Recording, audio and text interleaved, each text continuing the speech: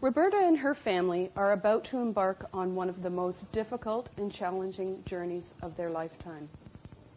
Over the next few months and years, we at the Cancer Centre are going to help her through this journey. And in doing so, we're going to inundate her with information. We're going to give her books on breast cancer. We're going to give her articles on breast cancer. We're going to give her copies of clinical trials and research studies, contact lists, sheets of information on side effects of her drugs. In fact, we're going to give her a binder full of information, each piece of it helping to confuse and often overwhelm her. This is our current reality, and quite frankly, ladies and gentlemen, it's just not good enough. What we'd like to do now is give you a glimpse of our vision for the future and how we hope to help Roberta and all the other Robertas in the years to come. Please meet Roberta as she introduces you to her own personal patient portal. And just before she does that, Roberta, what is your response to all of these papers? I have breast cancer. I can't do this. Hi, I'm Roberta. How do you think I feel? I'm 42 years old. My life is really just starting. I have children. I have a husband. I've been told I have cancer. I have stage 2 cancer. Do I feel hopeless? I do. Do I feel really out of control? You bet I do. Do I feel like I'm going to die, that I won't see my children dance at their weddings? Yeah, that's how I feel. So we come in, and we're going to enter our portal. And the whole objective about the portal is the patient. We'll just go through very quickly two screens.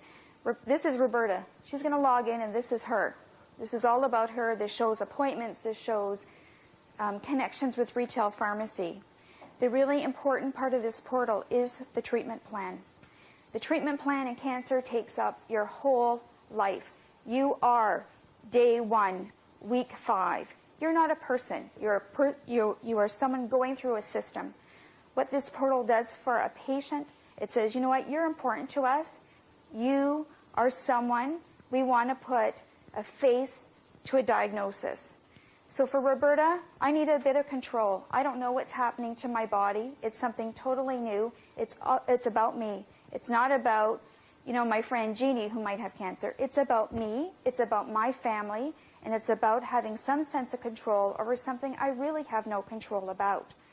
So we look in, and the treatment plan links up to several different educational tools that help support me, provide information to me and my husband and my children that prepares me in dealing with this devastating illness. As a cancer survivor myself, I only have 2 words to say. Thank you. My mind's going about 1,000 miles a minute right now. The capability that you just brought forward is not only for the patient, it's also for the family. It's incredible. I wish I had had that.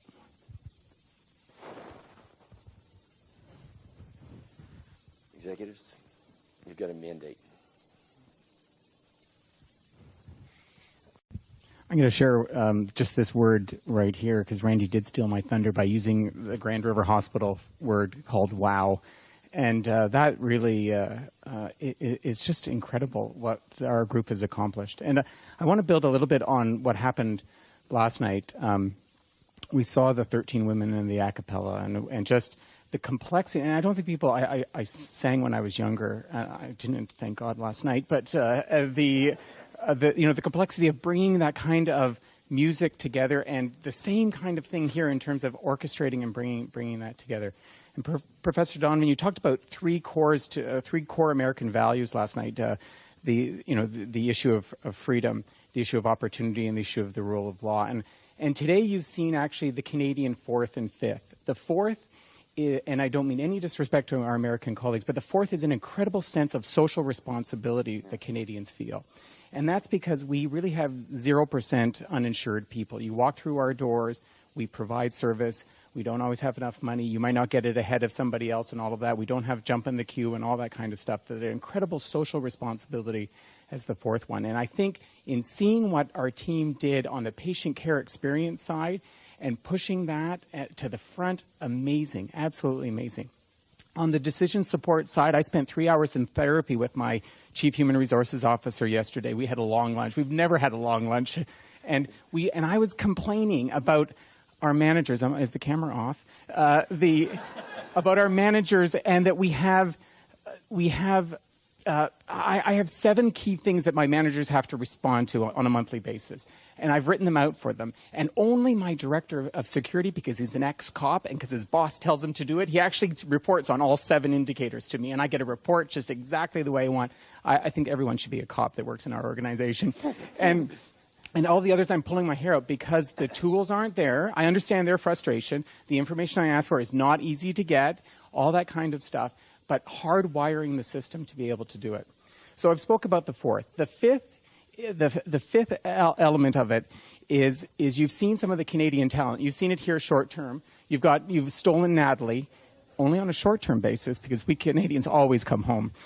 And so you've been able to see a little bit of what we offer about the finest. But there's more to Canada than that. There's snow. There is wilderness. There are a few people, 25 million people or so, or 30 million people that live there. There are ice hockey champions. We don't want to rub that in, but that was both both women's and men's Olympics. And then there's Jean Chrétien, who's our prime minister, who neither speaks French nor English.